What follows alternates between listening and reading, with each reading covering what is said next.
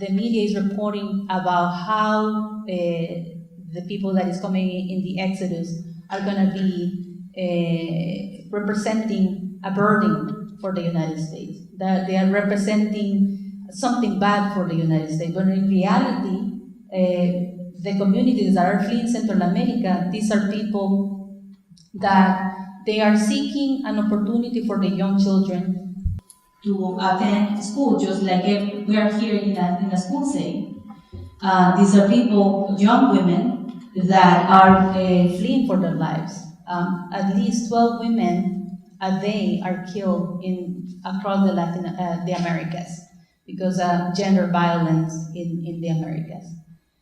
We are as well facing a crisis of corruption and impunity in Central America. There is lack of opportunities for families to have just the basic needs, to provide food, to provide health care, to provide a dignified home, but most of all, good jobs. And soon we're going to be discussing we're going to be practicing an exercise to identify why these problems are happening, not just in Central America, but also in our communities. But when we say there is lack of opportunities, there is no jobs, and it's a common issue happening from one country to the other in the region, we should wonder what are the systems, what are the policies, what are the structures that continue to create the lack of opportunities in Central America. So we don't have to go too far, but we have to go to the roots. There are some economic, social, and historical roots in Central America pushing many families seeking safety. And some of those roots are connected to the militarization, connected to policies that increase the economic inequality, and particularly in mostly poor areas.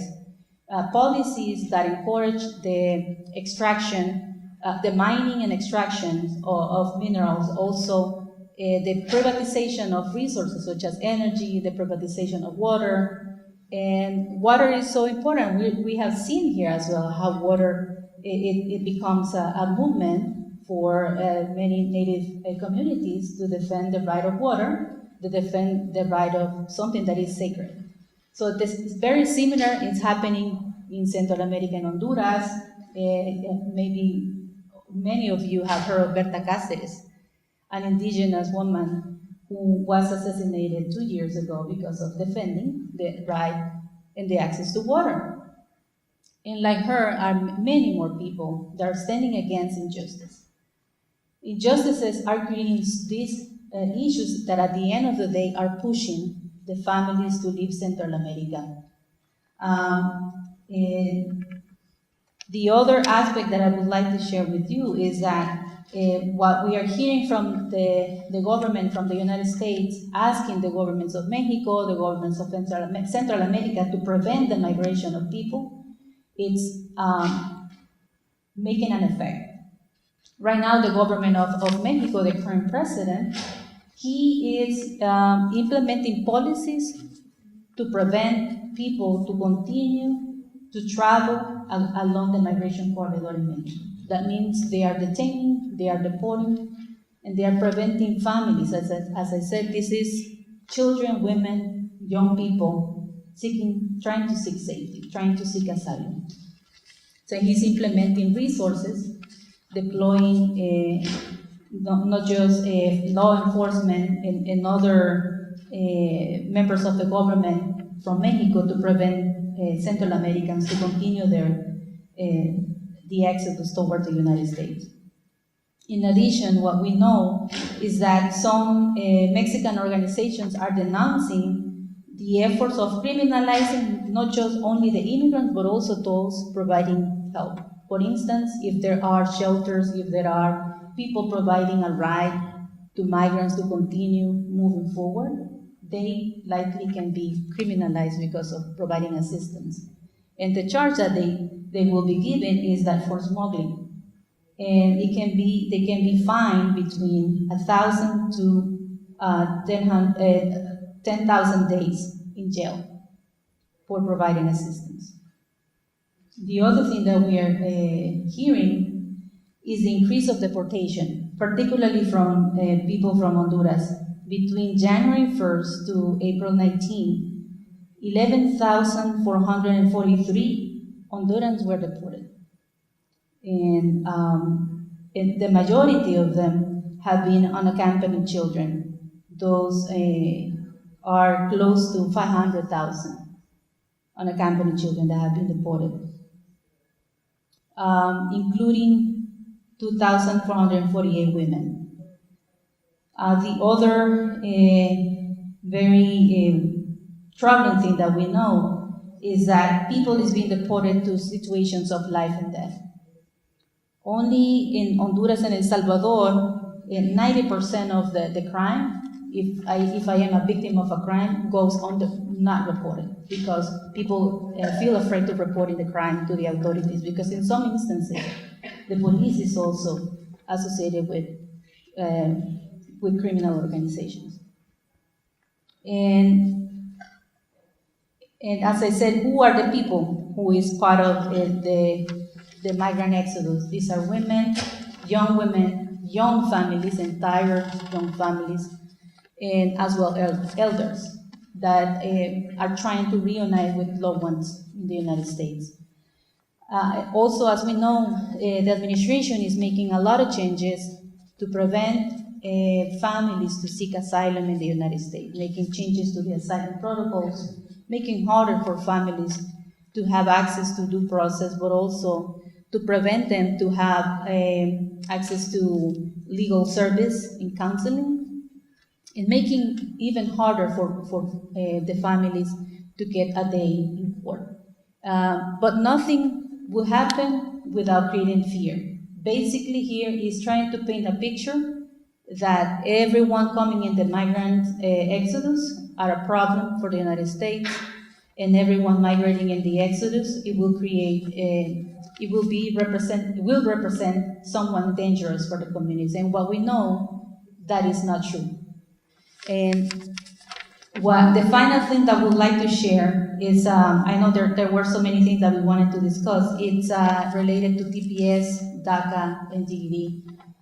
Why we wanted to link one issue with the other? Because many of the TPS holders, DACA recipients, mostly TPS holders, and also DACA recipients, long ago, they were the same faces that we are now seeing part of the migrant exodus. Hondurans, when they migrated in 1998, they were migrating because of the Hurricane Mitch in Honduras, also in Nicaragua. Salvadorans, when they migrating at the beginning of the 80s and the 90s, is because it was the civil war in our countries.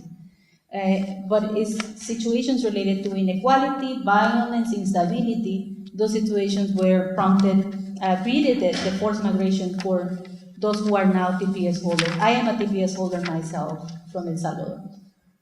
And what we are worried is that now that the TPS has been canceled by the administration, there is a likelihood that we will become the second wave of the migrant exodus if we are forced to be deported and sent back to our countries of origin in the situations that I just described. And this is why it's very important to understand that when we are extending in support of the families that are right now trying to seek asylum in Mexico, but also in the United States, it's important to defend the programs that are as well under attack here, because it represents an opportunity for this administration to continue to eliminate those spaces of hope that have been created many, many years ago, to continue to show the real values of the United States. The real values of the United States are the values of hope, the values of protecting families, the values of welcoming people in this country. So with that, I would like to end saying as well that the battle for TPS and DACA, as well for DED, is not going to be easy. Although there are several bills, there are 3 bills currently, but the road ahead, it doesn't look like it's going to be a fast track to get them voted in of course, if they are voted in favor, remember that someone at the end of the day has to sign it into law, and that someone is the one who canceled the program, and that someone is the one is criminalizing the families at the border. So it's a very difficult battle ahead. That's why we also wanted to have the conversation about defending and protecting and feeling proud about being part of a sanctuary city. And I'm going to give the mic to Sara so that she can tell us a little bit more about sanctuaries. Thank you, Yanira. This is the worst situation for somebody who talks with their hands. Something in both hands, but I'm going to try to do my best. So I'm Sarah Davila, and I'm really happy to see everybody here tonight. What my role is this evening is to speak for the Sanctuary City Steering Committee and Educators for Sanctuary Schools. So Sanctuary City Steering Committee is a group that has been meeting weekly since November 2016, and this is our mission. We are a group of community leaders and agency representatives that support, promote, and share up-to-date relevant information and resources regarding Sanctuary City and immigrant issues. A sister organization was born from the Sanctuary City Steering Committee, and that's Educators for Sanctuary Schools. And the mission of the Educators for Sanctuary Schools is Somerville Educators for Sanctuary Schools is a group of educators and administrators working to build classrooms, schools, and systems that support undocumented and immigrant students and families in Somerville. We believe that all children and families in our sanctuary city, regardless of immigration or documentation status, have a right to an educational environment where they are welcome, respected, cherished, and protected. So I feel honored to be representing these two groups to talk about our sanctuary city in Somerville. We've been a sanctuary city for 32 years. That means that we are standing against power to protect our neighbors, to protect lives. I've been working in the Somerville schools for almost as long. It's about 27 years. And in that time, we've worked with thousands of immigrant students and their families, each with unique talents, contributions, struggles, and individual stories. But each one of these immigrants over all these years have faced many common things. This is what we've learned. Immigration is a process. It's not an event. And it's a process over generations. And because it's a process over generations, we see family separation and family reunification over and over again. Because of this process, we also know that in our community, in our schools, our children and our families are mixed status. So within a family, each member could have a different documentation status and be in a different place towards their journey. And we also know over all these years that there are stressors in being undocumented in a community. There's depression, there's physical stress, there's distractions from school for our students. For me, as a white woman of privilege, I've thought deeply about my personal connections to this immigrant and undocumented trajectory, and I've been informed by a number of things. One is, and I think for many people who may not think of themselves as immigrants, your family's story might be very similar to today's immigrant stories. I know for me, my grandmother, who came from Russia, came first. She was the oldest of 12 siblings, went to Chicago, worked in a factory, and brought each one of her siblings over. Same story of separation and reunification that we see from Central America today, that we've seen in Somerville for the last 30 more years. I'm also informed by my marriage to a Salvadoran activist. And within my own extended family, there's every kind of documentation. There are people that have become citizens. There are TPS holders, there are children of immigrants who are US born, and there are family members in my family who have no status at all. Just wanted to make a comment about the no status. So words really matter, and we often talk about legal status. I'm not a lawyer, but my opinion is status is defined by law. Therefore, everybody has legal status. It's been defined by the current laws.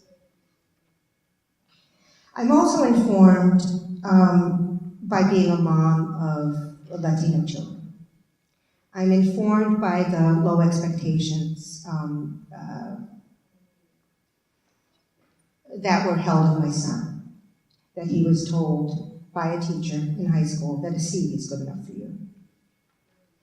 I'm also informed by my daughter's experience, and her experience was one of, I wish I had two hands, exceptionality, that her success was exceptional as a Latina. So through these years, we felt this, right? 32 years of being a sanctuary city, my own experience as a mom and as somebody who works in the Somerville schools, we felt this. And somehow today is different. Today is different. The racism and xenophobia is now state-sponsored. And it's celebrated by our president. Yanira was polite enough not to name him. Our president sponsors this hatred. So, Sanctuary City is what we do. We build a community of resiliency. We build deep networks, and we build an ecology of support in a sanctuary city. And I'm going to describe a little bit about what that ecology looks like. It starts with strong leadership, and we're lucky that we have a mayor and a superintendent, and most importantly, a police chief as leaders who support sanctuary cities. And we have leaders such as Irma, Alex, all the people in the sanctuary city who stand up. Me, I stand up, right? We've got us.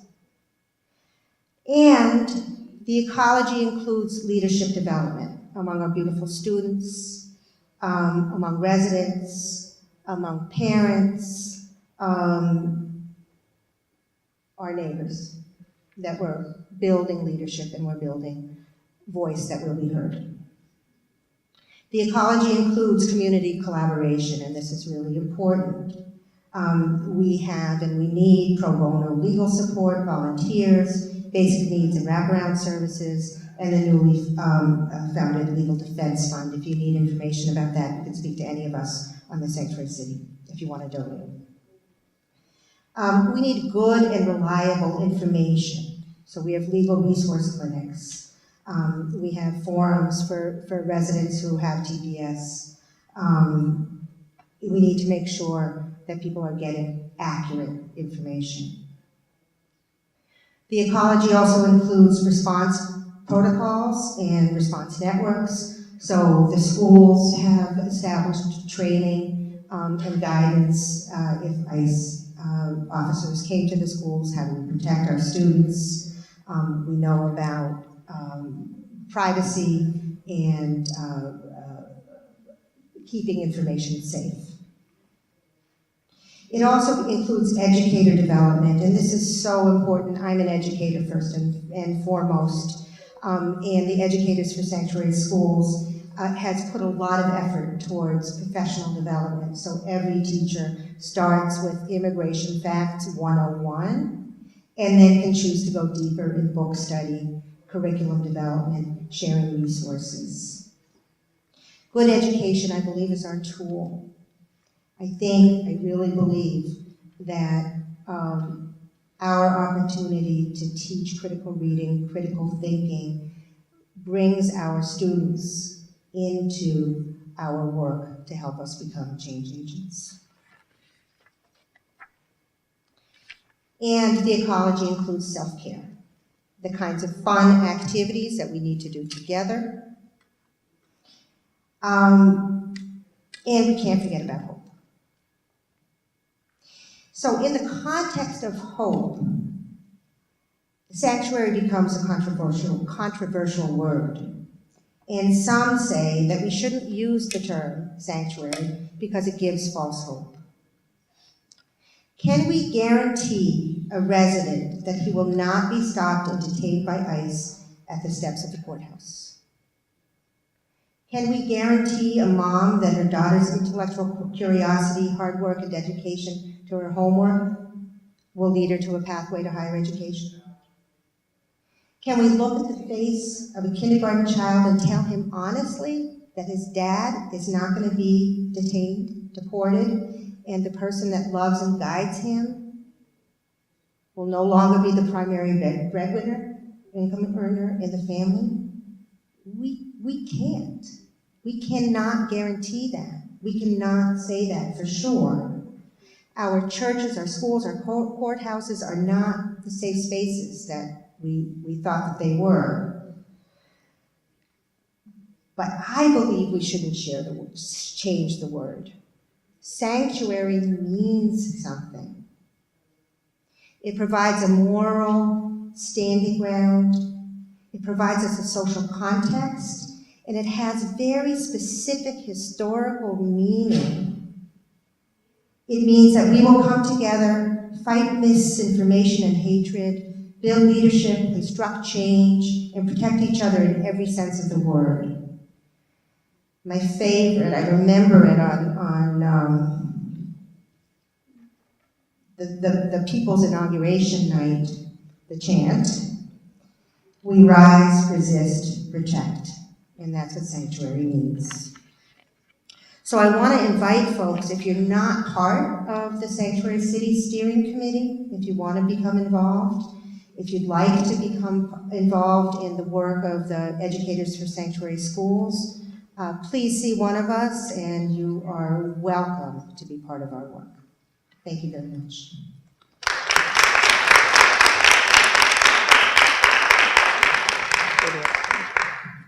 For the next part, what we're gonna do is we're gonna divide it into small groups, but before going into the small groups, I'm going to explain what's gonna happen. And let's practice together before dividing groups. This is called the problem tree, but we're gonna change the problem into a solution, into hope. And at the end, we are not just gonna fill the leaves of trouble, we're gonna fill the leaves with ideas and hope and action. And we're going to change the roots of injustice for roots of the dreams that we have to change this. So change takes time. So we don't have to feel discouraged that every step matters. But we need to understand what is behind, what are the practices, what is it that we're doing, what is it someone is doing to keep the problems from in place. For example, anyone. What's one of the problems that we see right now as a consequence of the narrative of the president? What's one of the problems that is very constant? Separation of families.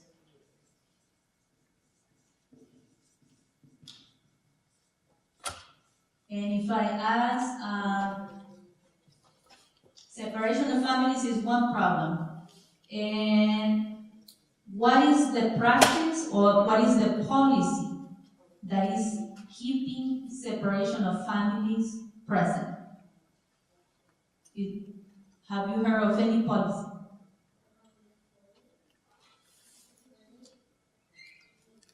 Deporting.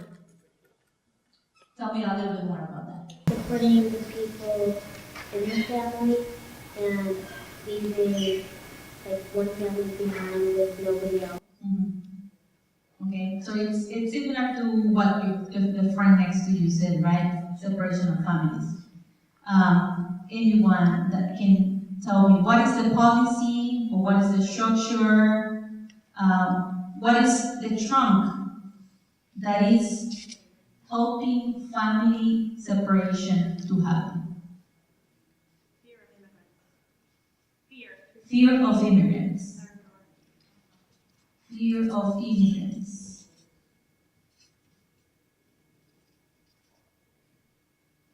And if we go deeper into that tree, what could be the roots within the historical, social, or economic? To go on like economic side, who they are, Mm-hmm. and how they affect other people who are not immigrants in the United States or citizens in the United States. That could be one of the roots of creating fear against immigrants.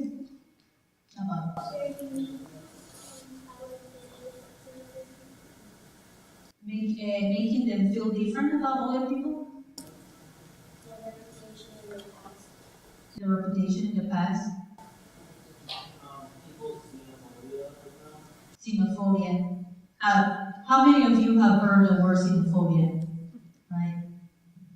And when it comes to, can you explain in your own words what xenophobia means? It's like the fear of something different or something that you're not aware of. And in this case, the fear of people, fear of immigrants, as someone said, yes. Something that they don't like and that should have been. Mm-hmm. So, and it's true, right? If we're going deep into that, it's the fear of someone that we want, or I want to create an image that person is dangerous. That person is going to be representing an economic problem for our communities, and therefore has to be punished with a policy and separated because of that thing that I want you to believe, Irma, that that person that is coming is going to affect our economy, right? But so if we know that that's an idea that is based on creating fear, but it's not an idea based on reality, right? And I think now they're using a lot of the social media to create those negative messages that empowers other people to be open about racism and in those negative comments that oftentimes you hear about immigrants, they're here to take jobs from us, or they are criminals. And so once you start hearing those messages, a lot of people start believing in those messages, Mm-hmm. although they are not true. Mm-hmm. Teresa mentioned something that is very important, because how many, raise your hand if you always look for the news in Facebook or any social media. Not you. Okay, so that means there are people who seek news in the newspaper, but the newspaper in Facebook or the newspaper that you are subscribed to regularly.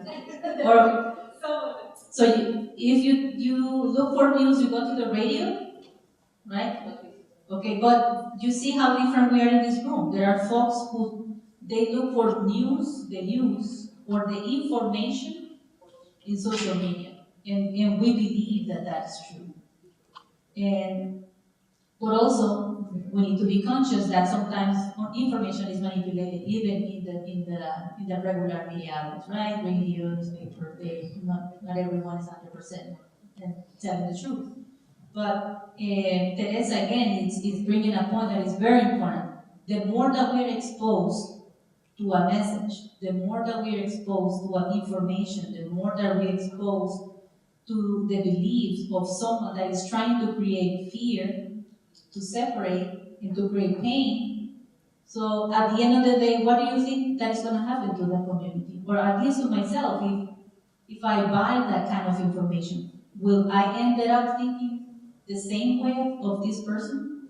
Agreeing the way this person thinks? Yes? No? Will I disagree, or will I feel more? I think you probably will be leaving the shop when you will not want to come out because of the fear of, you being staying in the homes. I don't know if the ones in the back heard, but she said that the more you're exposed to that, you live in shadows, you live in a box. And yes, there is a comment there. Going off with what Teresa said earlier, there's when you spread about immigrants and migrants and people like that, sometimes there's rumors and assumptions about who they are, where they come from, and their background and things like that. Mm-hmm. Yes. And the reason why we believe all those things is constantly bringing the change that we need to have.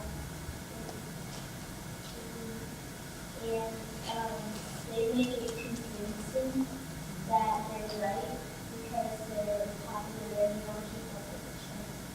Thank you. She said that at the end of the day, we feel fear that immigrants or people that are demonized, they're gonna change the way we think, the way we are. So it's creating fear about how much they are gonna change us, instead of how diversity is empower us, how that being a welcoming or a sanctuary city make us more powerful or more, it's even more safe where diversity exists. Now, before sending you to the groups, the idea is that we are not going to get stuck into the problem. We are not going to get stuck into the negative narrative. We want to come out and come back to the larger group with ideas how we can create a new narrative, a narrative that brings hope, a narrative that helps us to celebrate sanctuary.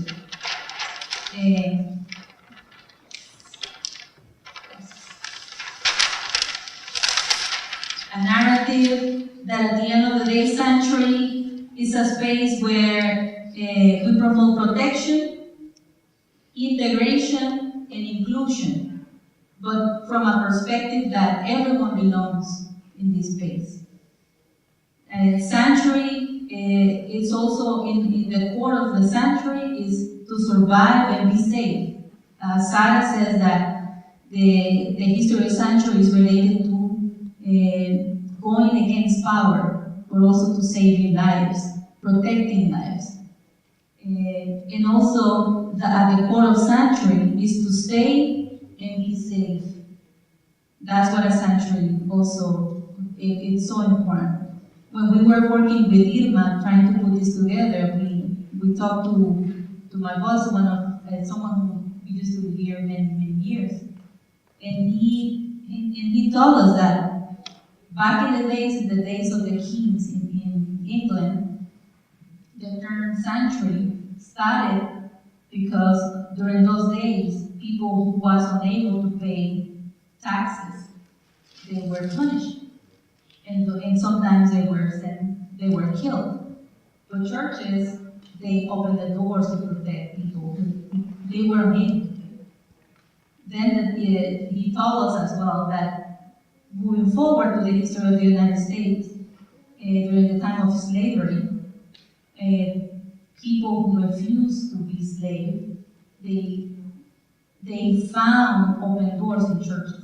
And churches became sanctuaries for people fleeing slavery. And then years later, in the history of the United States, young men and young women who refused to go to the war, the Vietnam War, they found sanctuary in churches.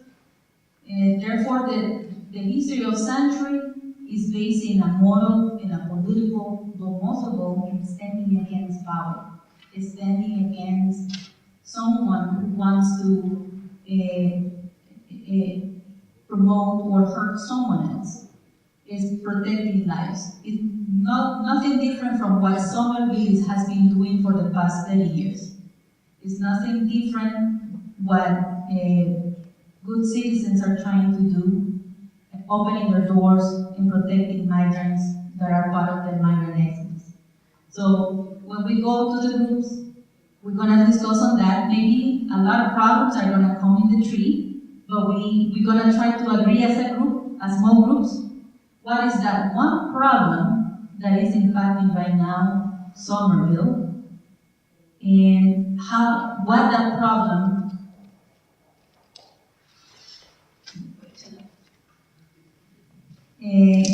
Again, we are not going to get stuck just in the problems. So everyone is going to have a chance to name a particular problem that you think is impacting Somerville. But then we're going to try to look into the trunk. The trunk are the policies. Are some policies or are some actions that are keeping a problem, but also what policies or what structures are helping that trunk to continue to be there and create problems. If it's a little difficult for you to use the example of Somerville, you can go also a little bit more beyond Somerville. You can use the example of the country. What are the main problems that the United States is facing right now when it comes to affecting migrant communities in the era that we are living? So we are not going to get stuck again in demonizing or criminalizing. Maybe we can identify the issue, but the idea at the end of the day is how our words, how our messages can be that one important step that helps us change what we see and what is happening in our communities. Do you have any questions before we divide into small groups? You talked about find solutions also. Where do you write? Do we write suggestions about the solutions we see? Yes, in the process of the reflection of identifying the problem in the structures, there we're going to try to find suggestions, because at the end of the day, those suggestions are going to help us to address the roots of the issue. And write on those. Yes, and every group has just like in the tree here, green ones are the problems, yellow are the policies or structures, and the blue are the roots. Okay, it's all right. And we have 4 different groups. How many we have? How many people we have? 1, 2, 3, 4, 5, 6, 7.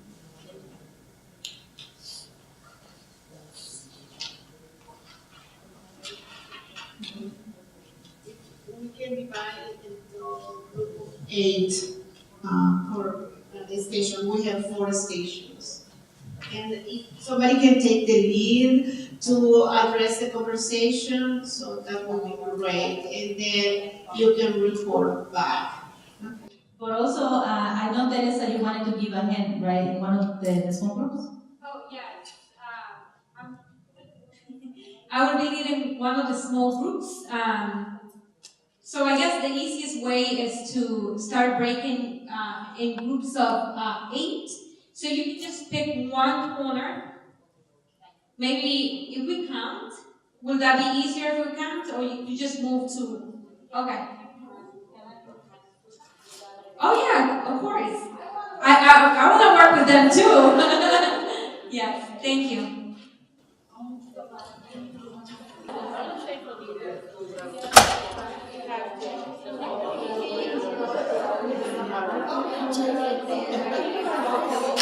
I'll see you soon. Take care.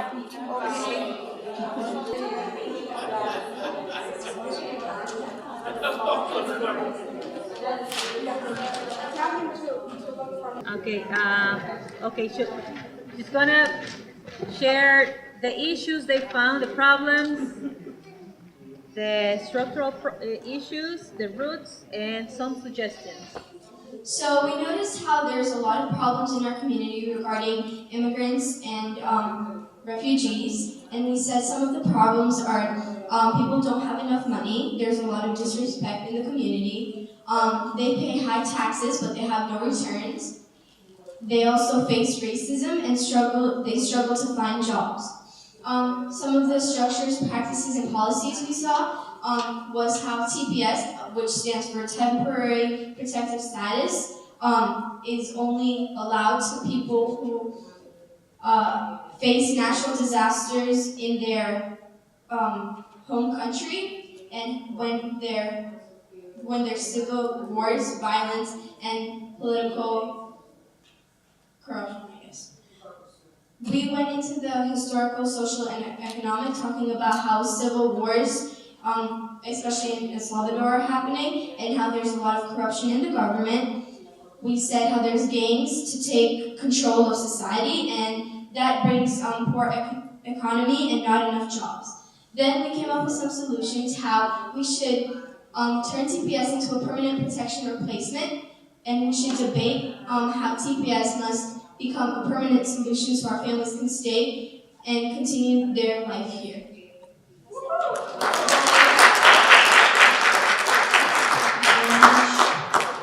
Next group, Montego, reporter.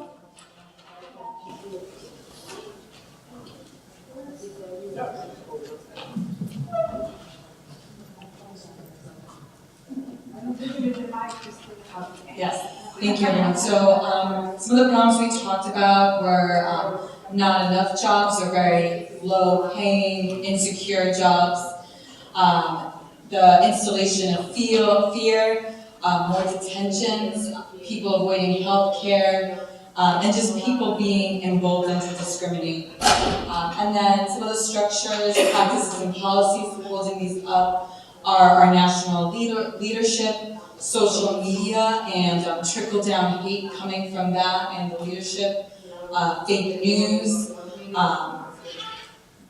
policies coming from Twitter, and just disregard for current structures and policies. And then when we talked about the reasons for this, we talked about white supremacy and white nationalism, in U.S. interference in South America and Central America. We talked about just structural issues around education, policies, and then when we're talking about solutions, talking about the us versus them mentality, and how we need to teach against that, just more teaching and educating in connectivity in general, how the importance of everyday actions based in changing our values, and the fact that there's new there are a lot of new people coming into Somerville, and how we need to make sure that we're working with them too in terms of how to instill our values, that the sanctuary city is something that makes Somerville unique and special, and we want to keep it that way.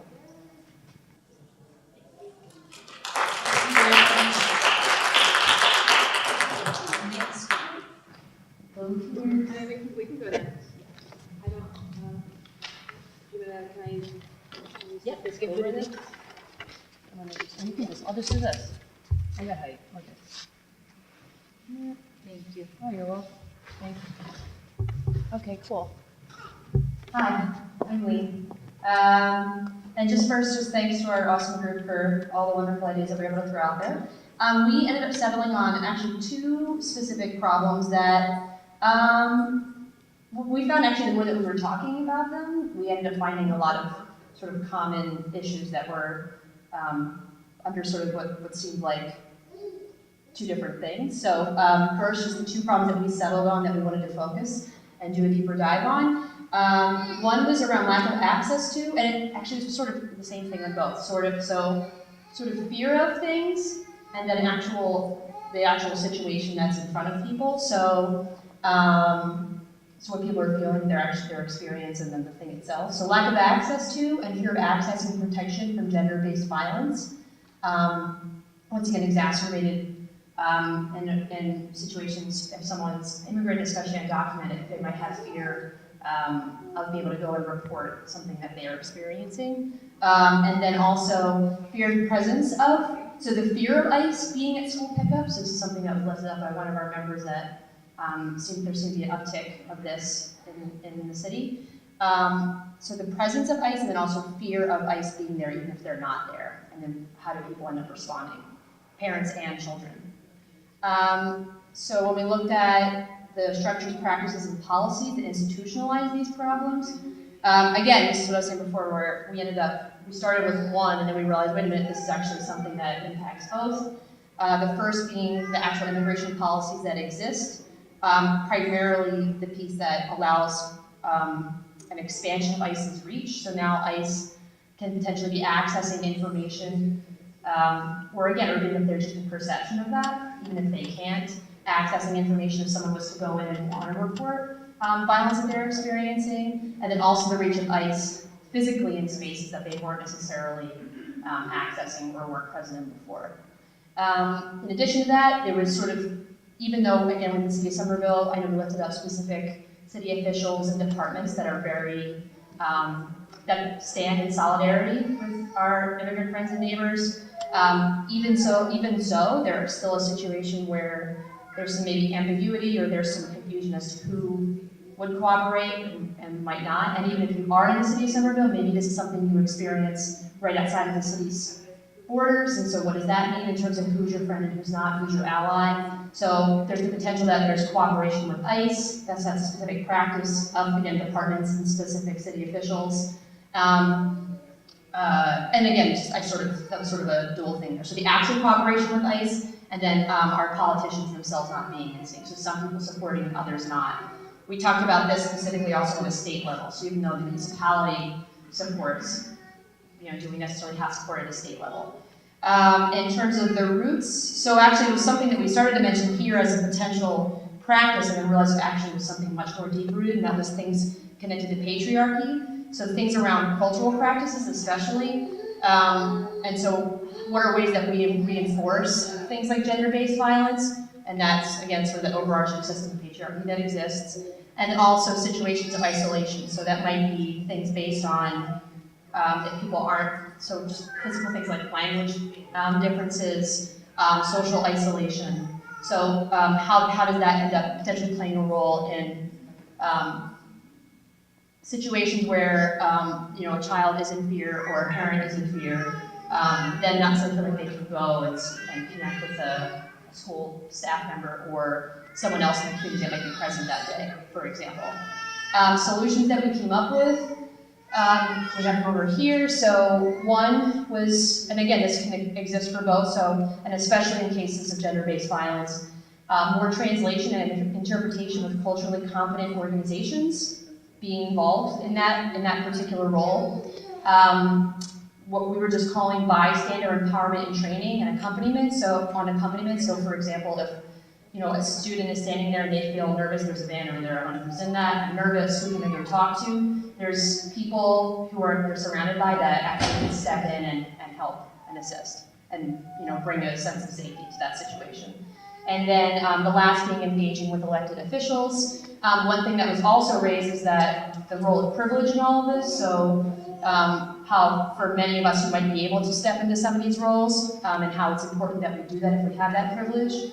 So in the case especially of being a bystander and in that engagement, and how can we use our privilege to initially engage with our officials and then create spaces for those that don't already have those relationships to be able to step in and take it from there and have their own voice. I think that's about it.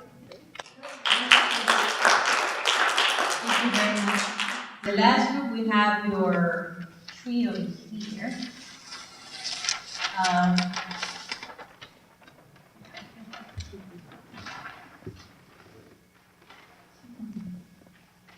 Let's win.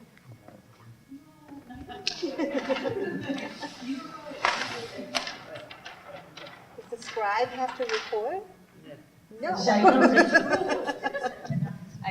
As you can see, they corner the problems, but no, just describing. So come on, Sarah. Okay. And all of the center is the solution. So Yeah.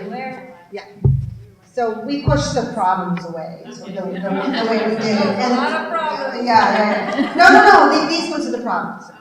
Okay. So we sort of went for the wider community challenges, employment, changing demographics, affordability of housing costs, and then more specific to the immigrant experience, fees for applying for asylum, and fear of using benefits. And we thought that fear is a practice or is a part of the root, the trunk, how people get information, and unreliable news sources all contribute to that fear. And we thought the roots were connected to the same struggles of the civil rights movement, fighting discrimination, historically, social roots of racism and xenophobia, and economic redlining, neighborhood kinds of barriers, and educational inequalities. So then we look back up and we push the problems away, and so some solutions, there's a big way of access to medical care, hope, a sense of urgency, but a sense that it's doable, changing the conversation so that immigrants are seen as coming to work, that they're not criminals, better education, rent control, advocacy with existing legislators, focusing on commonalities, driver's license for undocumented folks, and we figure marijuana can be legal, vote, and makes the change. Thank you, everyone.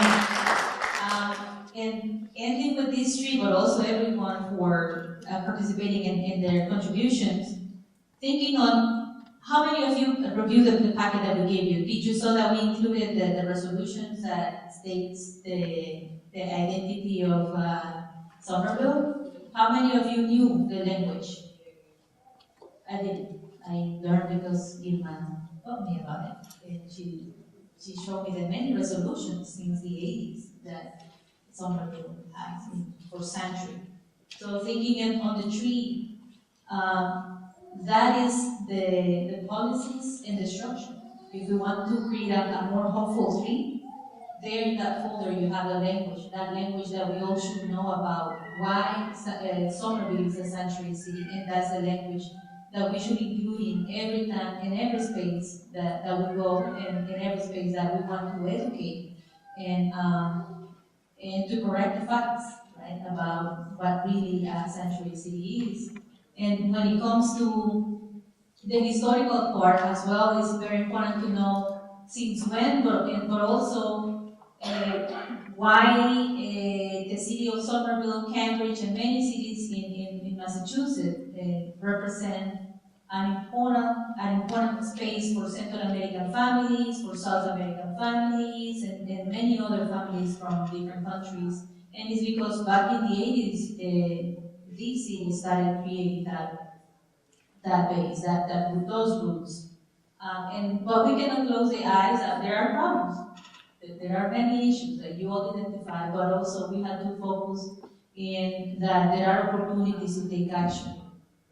And that at the end of the day, every single person should take a role on that. It's not only the officials, but we need to make as well officials accountable when officials are not legislating or creating policies to improve what's happening in our communities. We hope that this exercise can be replicated in the package. Also, you will find a pledge that it's a pledge to replicate or to have a conversation with my neighbors, with my students, with my friends, with my family. Even with families, we know that there are a lot of divisions. We have many ways how we see the current political situation. We can start by having that difficult conversation with our families. The other pledge is I commit to talk to my elected officials about this, what's happening. But also there is a commitment to be part of the sanctuary committee. So, and here is Irma, there's Sarah, and there is the other ladies in the room leading the effort, and we hope that you pledge and join, and you know where to find them. And with that, I will give the mic to Otis. Thank you again for participating. Yes, thank you so much. I learned so much just being in this group and just being here tonight. So today we took the first step, right? We asked you to really think about one problem, and we know that there are so many challenges here in Somerville, in the country, just in general. And just by you coming here with an open mind and really engage in these difficult conversations is one step forward. I encourage you again to continue to be informed on what's going on with immigration. So we need to change perceptions. We need to change all those stereotypes that we hear and oftentimes are not true. Get to know our immigrants, right? Get to know, if you come to the Somerville High School, get to know them. They're working really hard. All of us have a story. I have my own story. I came here when I was 15, and I came along, and I had a lot of support from other people, and thanks to that, I'm able to stand here and share my story. I'm able to empower other immigrant students to do the same. So don't stay home. Oftentimes we hear a lot of things in the news. Let's just stand up. And today, I know we came up with a lot of actions, and you're probably going home and feeling, wow, what am I going to do? Don't worry, we don't have to do all the things all at once, but begin mobilizing the community, right? Mobilizing your neighbors. Tell them what's going on to make Somerville better. So thank you again. I hope to see you around.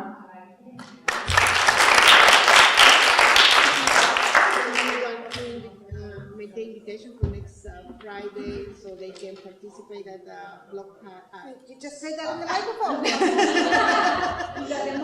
Okay, next week the schools will have a week of action. So they have a block party next Friday, 3 to 5, here outside the school. So you are more than welcome to come. Will be fun, but that is the way we can show the support to our immigrants community. Thank you so much for being here with us, and I think that has been really, really nice event. We learned a lot, and nothing to say, just thank you.